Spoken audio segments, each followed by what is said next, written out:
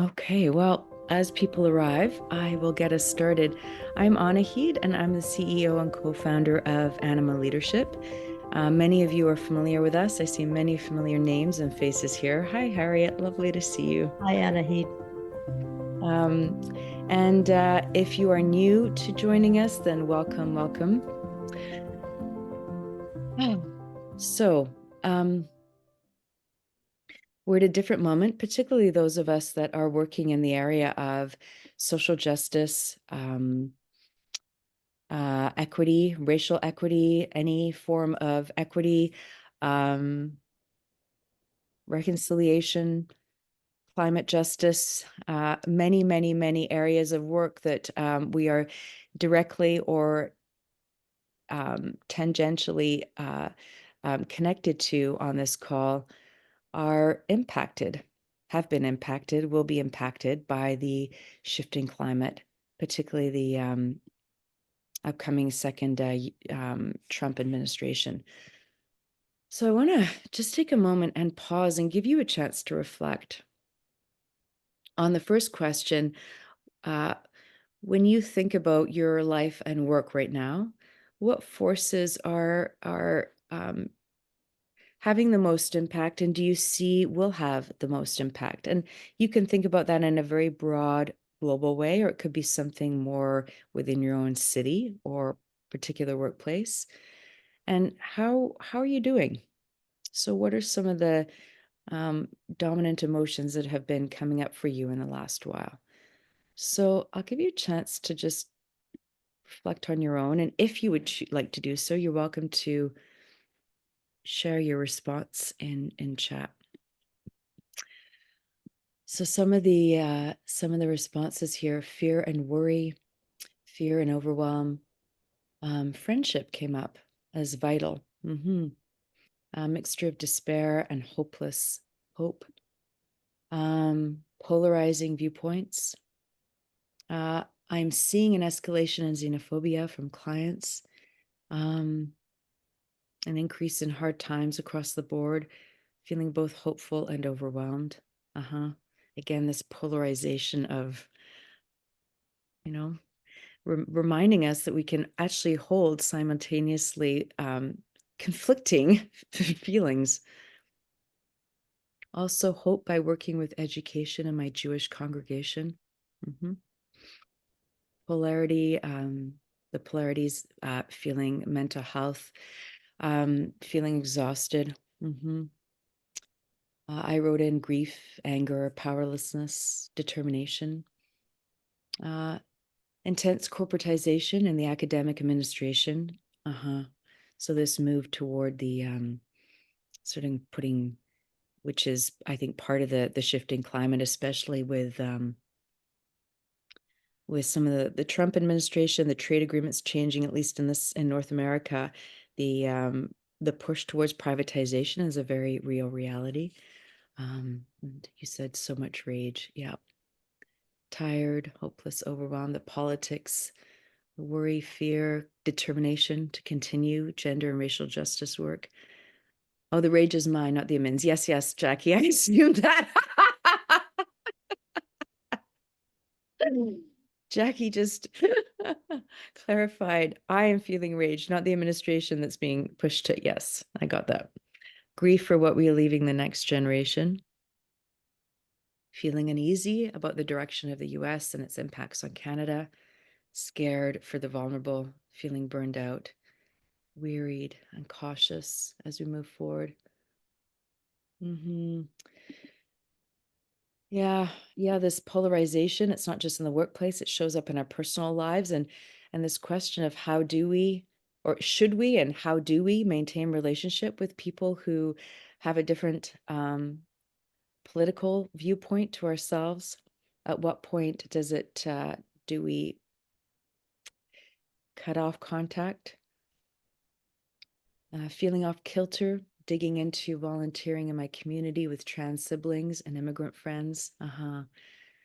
There's an answer in this. Beautiful. Going back to community and to relationship and finding a source of resource there. Really powerful. Knowing that I'm okay for now. Forces influencing work, including include talking about DEI differently. Yeah. Language changes as we go into 2025.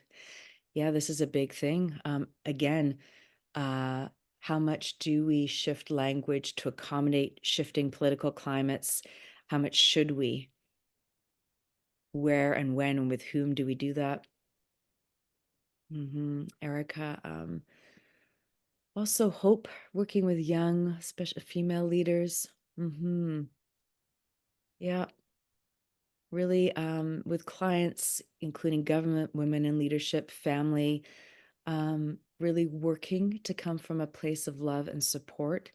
So this idea of when things get really tough externally, there is an opportunity for us to deepen our internal practice and the wisdom, the clarity, the calm we can reap from doing that work. You put that so beautifully, Erica. Thank you. Parker, the unity seems to be growing as concern and care are increasing. This coming together because of a recognition of a common threat. Yeah.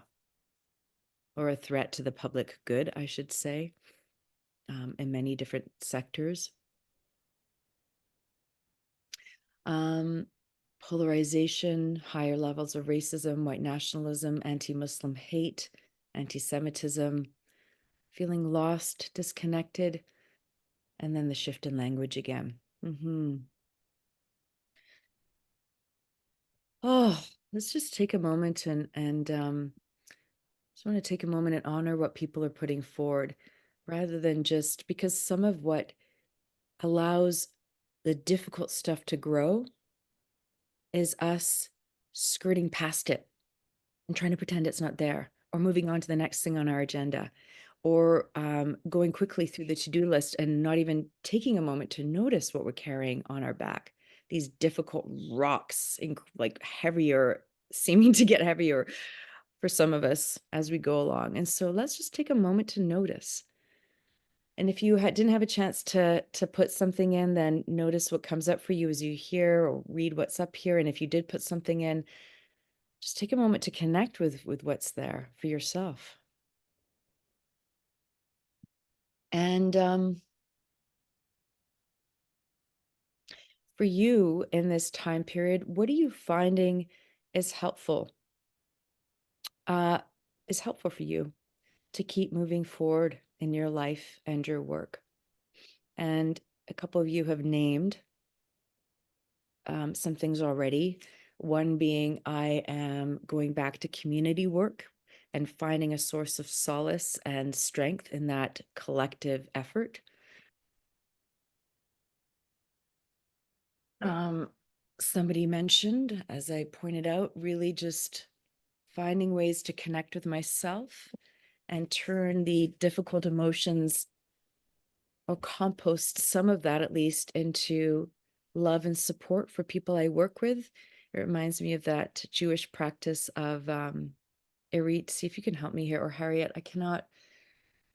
I breathe in hate and I breathe out love. I breathe in hard stuff and I breathe out compassion. Sounds good. What's it called? The practice? Tall. I don't. Tonglen. I think it's Tonglen. Thank you. Yeah. Yes. Oh, cold plunges in the river. Yes. Massage, walking the dog. Connecting with nature is a really big one. Just really literally being among beings like the trees and the rocks that have been here many lifetimes beyond ours, that by kind of, and slowing our bodies down to the pace that nature goes can be really helpful. It can also remind us that there's urgency, but then there's also places where there's not urgency. And so allowing ourselves to balance out. Karen, getting into nature, being close to water. Yeah. Water, even sometimes going near water, going into water, going into a bath or a shower, simple, but can just help reset if we're having a difficult day. One of the benefits of working from home for many of us. Therapy, yes, really important one. If we have access to therapy through benefits or public health, then it's more available. If we don't, seeking out, there are therapeutic communities where which are peer run, um, where we might access through social services. So there's other ways we can also access therapeutic benefit. Doesn't have to just be through paid sources. Um, Even sometimes just being able to call up someone and can I just talk for 10 minutes and just twigging the other person as to what we need. I just need to talk for 10 minutes. I had this really difficult client meeting. Can you just listen? And sometimes that in itself, we don't have to pay for it, but it can be helpful to just get something off our chest with someone we trust. Movement is a really big yes. Um, Studies have been done that show a direct correlation between movement actually shifting emotion on a physiological level. So movement is a big one. Connecting with community. Community also offers us places where we make shared meaning. So I no longer feel so isolated. It may not offer a solution, but I don't walk away feeling so alone. And there's strength in that. There's energy in that. Coaching. Oh, great. Yeah. Faith.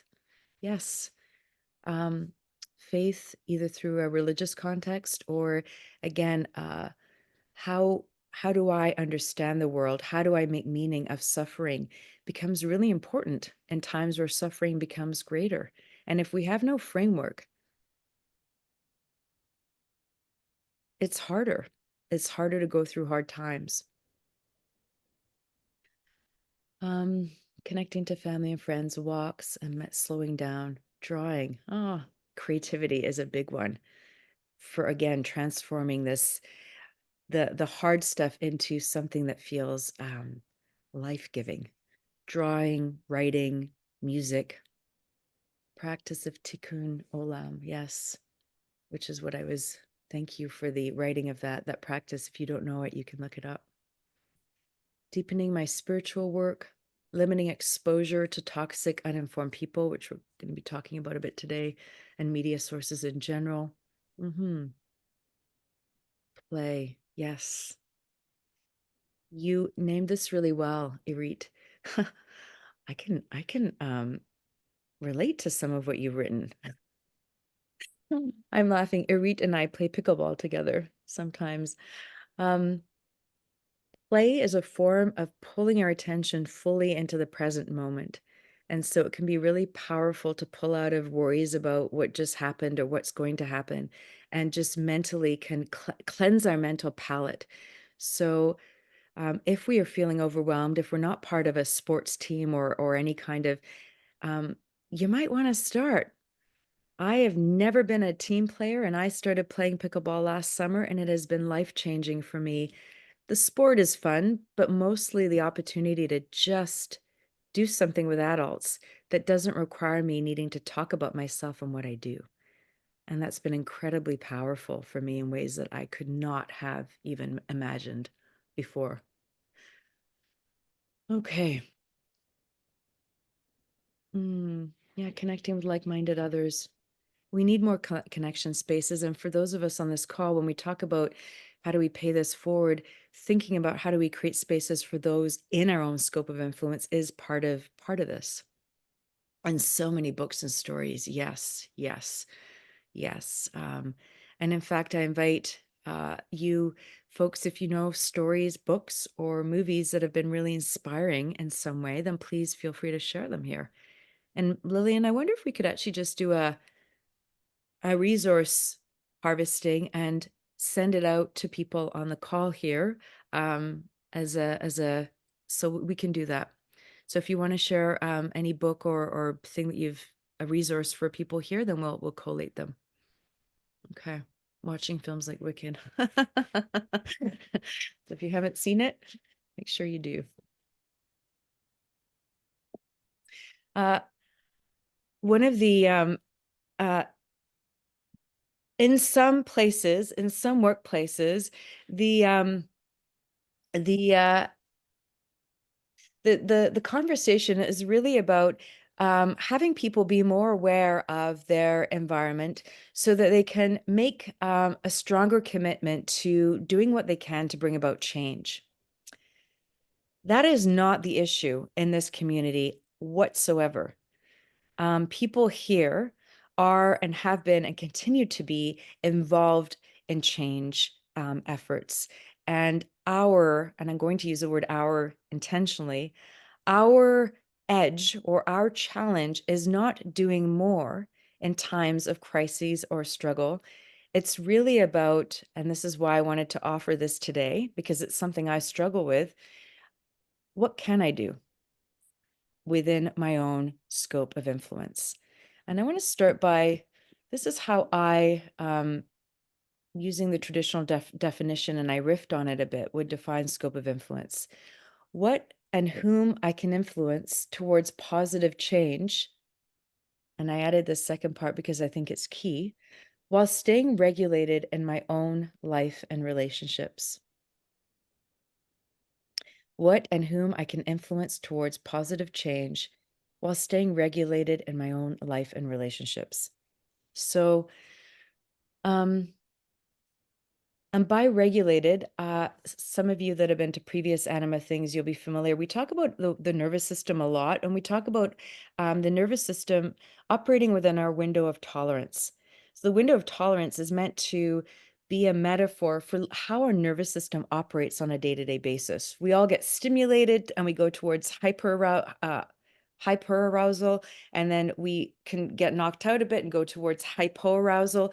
And that's fine. We sort of go up and down on a daily basis, but ideally, we're staying in that window of tolerance. Our window of tolerance is what we can withstand in the course of a day that will still allow us to unplug and go to sleep and get rest at the end of the day. That allows us to stay in relationships, stay regulated, stay present, stay attuned. Sometimes we might get knocked out of our window of tolerance for a short period of time. Most of us, the most we can stand is a couple weeks, maybe a couple months before we start going into trauma. And trauma, by definition, is described as a state that the nervous system goes into, a freeze kind of lockdown mode, because everything I am trying to do to affect change in my environment is no longer working. And so now I am locking a part of my system down because it's too painful to keep making efforts and get sort of negative feedback. We are not going to be sustainable during this next, I think, at least decade period that we're looking at. It's not just 4 years. The fallout from this, all around the world, we're moving towards increasing fascism. It's not going to be a quick fix, and it's not going to shift overnight. So it's the marathon, not the 100-meter sprint, as Michael Franti wrote in one of his songs. So this idea of staying regulated, of taking on things to the extent that I can stay within my own window of tolerance, is really, really key. Our scope of influence for all of us can shift within the course of our own lifetime. I started in my 20s, I'm in my 50s now, but in my 20s, I started working on global political campaigns, focusing on the lack of fresh trade agreements and the growing lack of fresh water in different parts of the world, and the increasing the lack of worker rights, et cetera, et cetera. And shifted overnight after 9/11 from working on that very global level to almost overnight going to the opposite, to delving into the different frameworks of how to create change through learning and shifts in people's consciousness. And so that scope of understanding change was very different. It also depends on our scope of influence, depends on our personality, our constitution, and the role we're in. And so part of that overnight change for me came about because actually I don't have a physical constitution to be able to work in highly political, fast-paced environments day after day after day. Um, it's not how I'm built. I found it emotionally overwhelming. And after 7 years of being in that kind of environment, I was, when I look back, living in a state of constant hypervigilance, and I would say low-level trauma. And so that wasn't the right scope of influence for me to be working on. So our constitution, our personality, how much, how far, where depends on, so many aspects of our personality, and things we're drawn to and the role we're in. Our scope of influence changes, whether we are higher up in an organization, if we're in a CEO or C-suite position, then we have a bigger scope of influence, as to whether we're frontline. Um, uh, and again, the role we're in can shift in our family context and our community context, if we're volunteering, if we're blah, blah, blah, versus in our place of work. And so what's the scope of influence depending on the role that I occupy in this specific environment is a really important thing.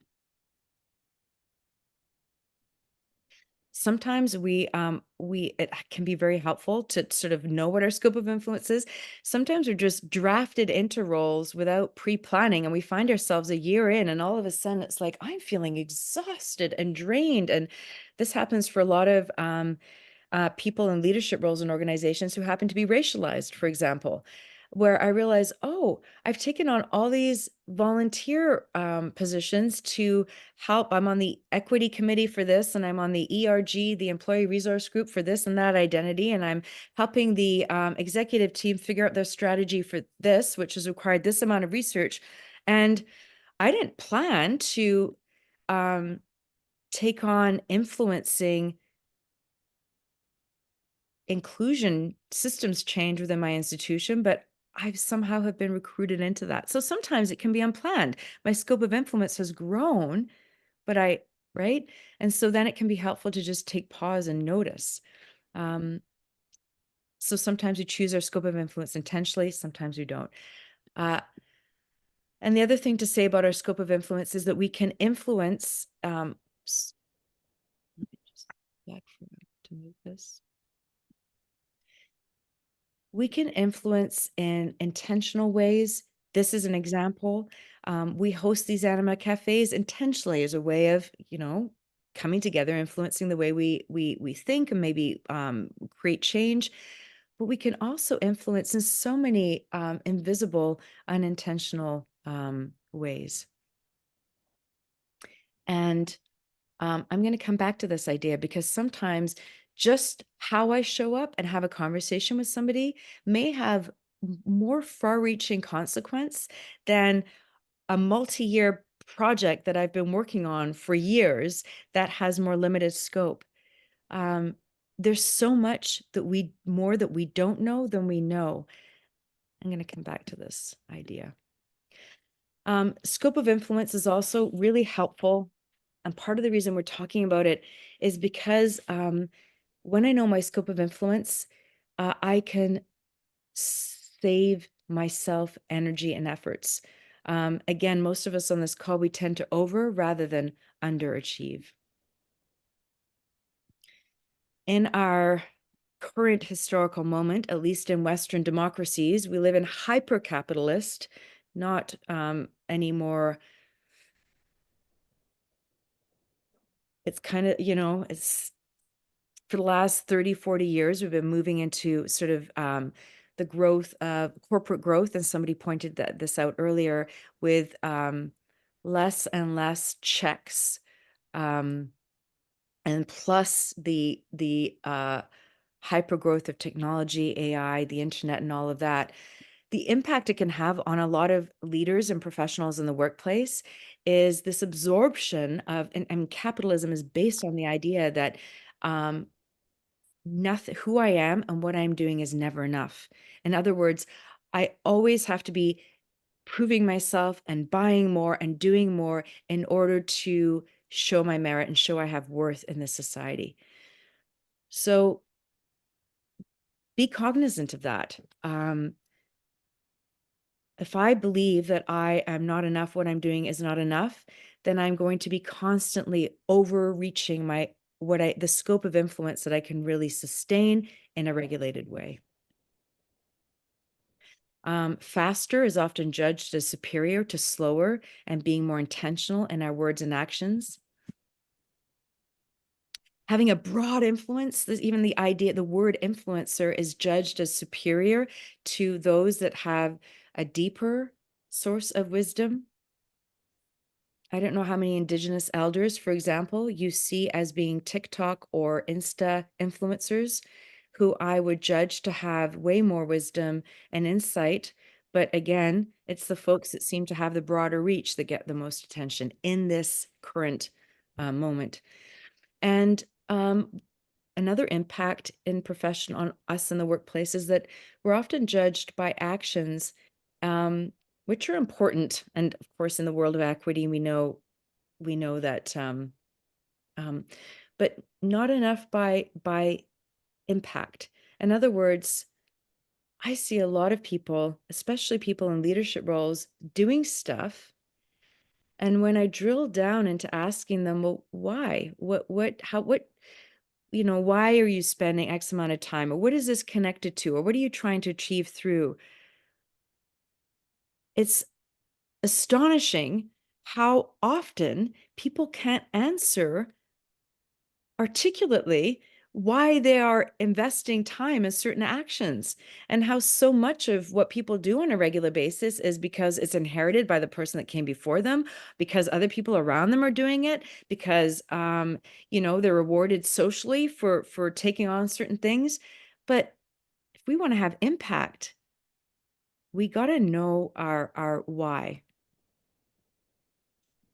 So back to the scope of influence for a moment. This whole kind of model has creates this practice of leadership, which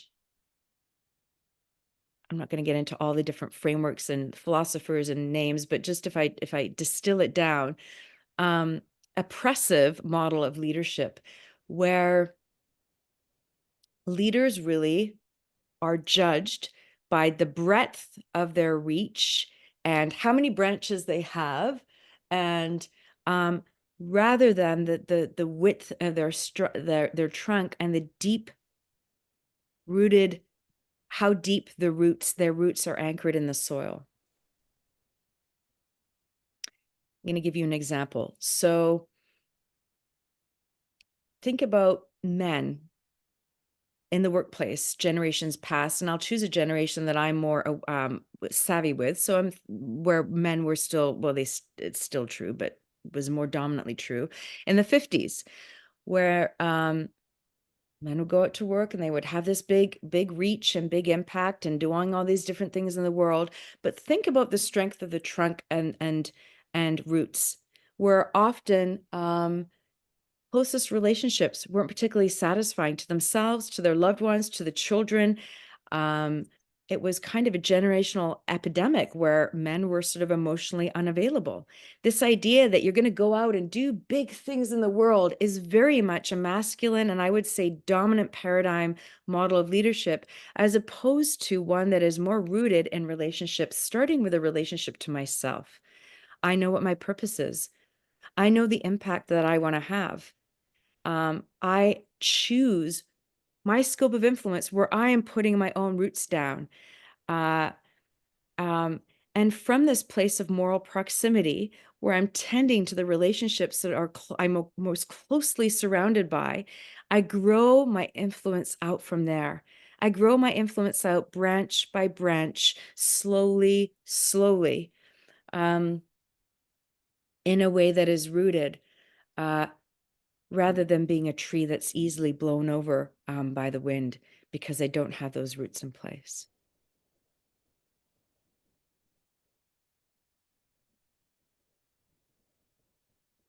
When I know my scope of influence, when I know where my roots are, it helps me identify what I say yes or no to. This has been perhaps some of you on the call can identify with this. This has been a huge learning for myself. There are so many, especially in the world right now, things that and maybe some of you can identify with this, that I want to say yes to because I know how important it is. Because I feel so deeply the suffering of this issue not being tended to. Because ultimately I feel guilty that I'm not doing more.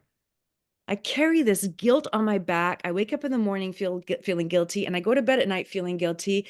And I've had again, why I'm offering this, I've had to really think about what my scope of influence is and to feel okay about it, in fact, good about it, because that guilt can eat my energy source.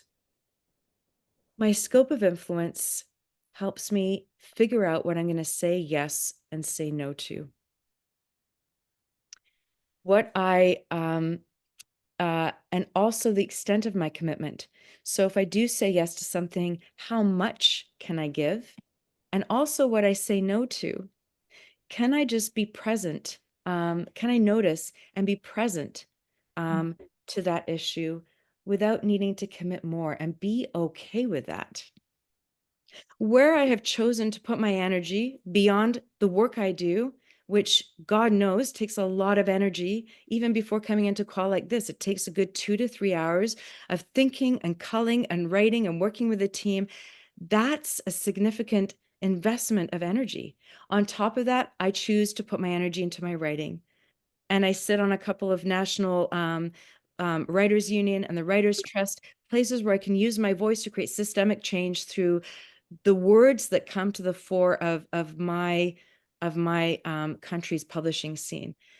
And it's taken me 50 years to get to the point where I can say, this is my scope of influence. I've chosen it and I'm okay with it, because to pretend to be doing more is me undermining myself and undermining ultimately those that I'm in relationship to. So part of the learning and part of what I offer here is, if it's a no, it can come with no, but I really witness how hard this is, and I'm with you in this ways, but no, I can't come out and participate in this way right now, or I can't take this on. This is not where I can put my energy right now.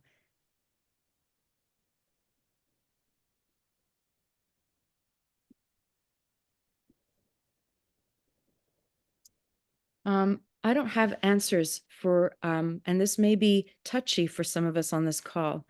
I will say, in answering scope of influence, we're also juggling many things.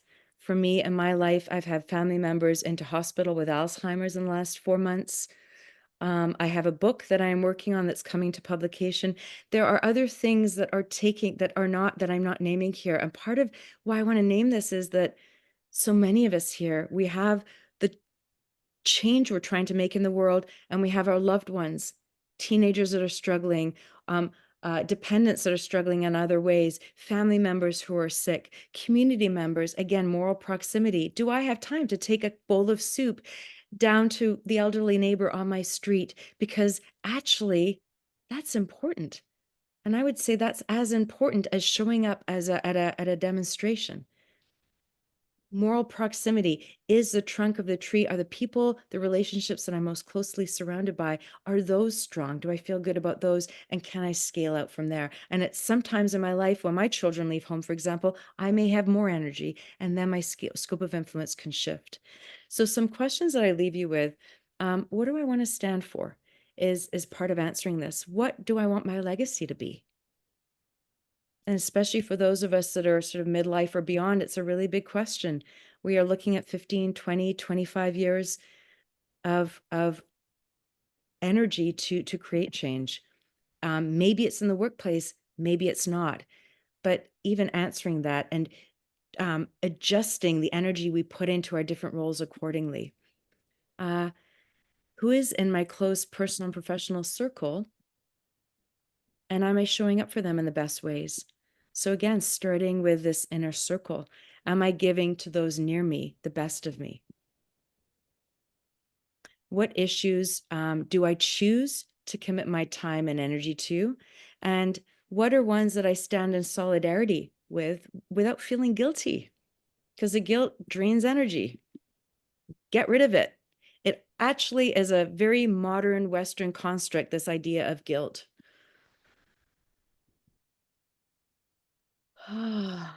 Well, not just that, but it's certainly been, I would say, it's in many parts of the world, in many religious contexts, but it's been leveraged, let me say.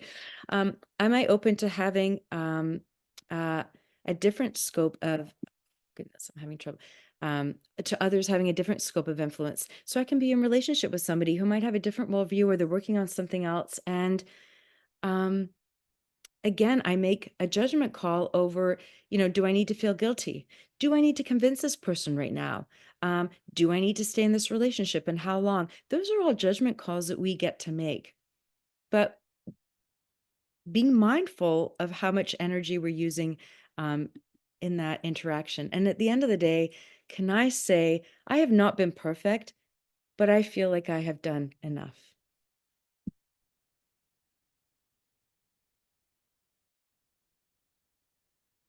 I just want us to own that the most important stage of having impact is gestation, where it looks like actually nothing much is happening at all. And in our current culture, we are taught to, it's not even recognized, never mind validated, but it is one of the richest stages that we can go through. So if you don't have the answer to exactly what your scope of influence is right now, then don't try and answer it through doing more. Actually name, even if it's in your own head, I am gestating. There's a lot in flux. There's a lot that I feel bombarded by, and I'm going to just take a bit of time to figure it out. And that's beautiful. And I applaud you if that's the case, because it takes a lot of courage to gestate. Any book, any kind of like any kind of thing that has any impact takes that time. And again, as a writer, I think about any book takes at least 2-3 years before it hits the scenes. That's invisible work, but it wouldn't be there if it wasn't. And most of it is thinking before it even goes on the page. So I leave you with thinking about it for yourself. And then what does it look like to scale it out for others? Thinking about how do you frame the work that you're involved in for others? So you're providing context and meaning. And part of that can be inviting others to slow down, helping others figure out their own scope of influence. As so many people in workplaces are feeling totally overwhelmed, don't know how to make meaning of the things that are happening.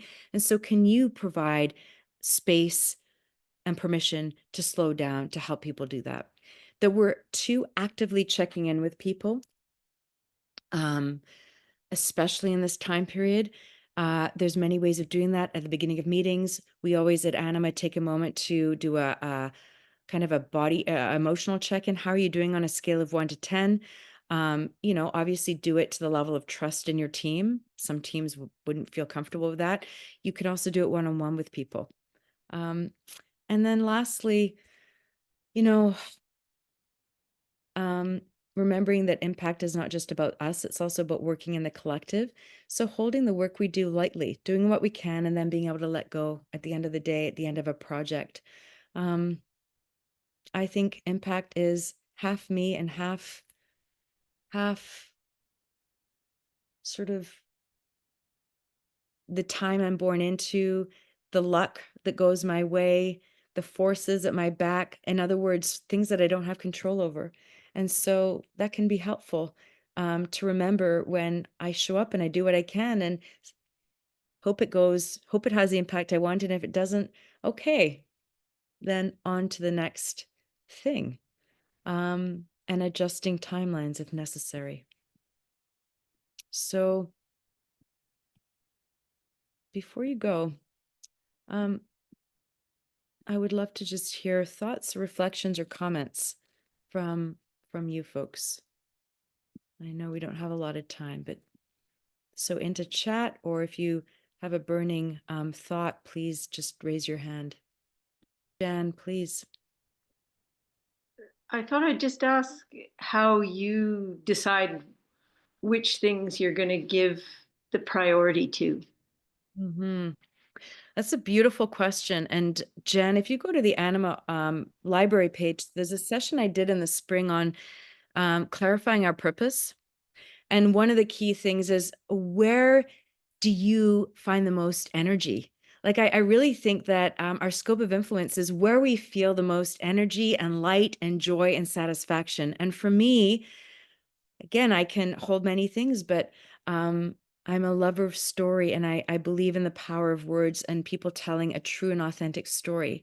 So, and it's also where I found myself pulled towards is writing and stories and books. And somehow I couldn't have predicted this, but this is where I'm putting my tiny bit of overflow time after work, is in the writing community.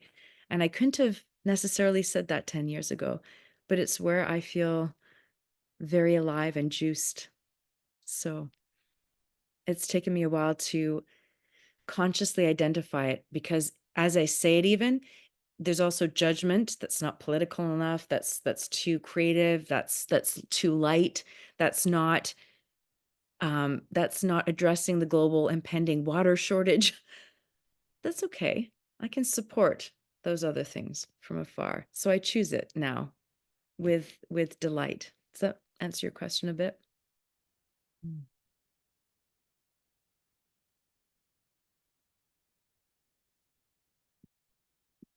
Golnaz, please. Firstly, thank you. I think, as many have said, you've made visible the things that many of us hold inside, and it's very validating or reassuring to hear the vulnerability, and very resonant. So thank you for that on many, many levels. The idea of self-regulation or window of tolerance, I think, is also very important here as well, because sometimes when we choose very intentionally to um, play a different role in some spaces, we can get pulled in by those that may not have the context. And I have been on the receiving end of, attacks or videos being sent to me that are very harmful. And it actually, so having those practices not to react in those moments and come at things from a place of response has really helped, but it can take a lot as well. Mm-hmm. Yes. Yeah, thank you. If you do have to go, remember to sign up for the conference, and we will see you in January. And if you have a couple minutes, I'll just keep the space open just for a couple of other folks that have their hand up. Harriet, please. Yeah. Yeah, I appreciated that about conversations. I've recently found someone who said she'd never talked to someone like me, and I've never managed to talk to someone like her. I've certainly encountered lots. And it's a very delicate way to proceed. And what I've also learned is that I have plenty to learn too. And that happens more easily in conversation. So it has sent me on yet another, I think, important path of self-learning, self-discovery. So thank you. This was good today. Mm. Thank you for sharing that, Harriet.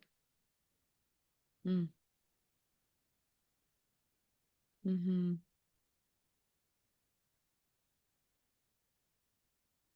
It's very humbling practice to work at humanizing and staying connected to those that we vehemently disagree with.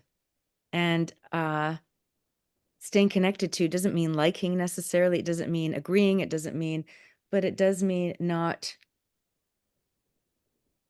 casting that person as less than, and shaming and blaming. Yeah. I find deep democracy has helped me hugely. I'm so much more, but to learn, but a lot of it's just being intuitive to feel out where a conversation can go and where it can't in this moment, or maybe ever, who knows? Yeah. Mhm. Yeah. Thank you. Yeah. Yeah, that's beautiful, Harriet, because what you're just naming is figuring out in that relationship, what's the scope of influence, that internal intuition. And yeah. Otherwise, thank you all for being here. Thank you for what you're doing on a day-to-day basis. I know it keeps me going to know that I'm not walking this path towards a more just future on my own. So, and please unmute. It's really great to hear people's voices. Thank you. Thank you so much. Thank you. Thank you very much. Thank you. Thanks so much. Have a great week. Bye-bye. Thank you. Thanks. Bye. Thank you. Bye.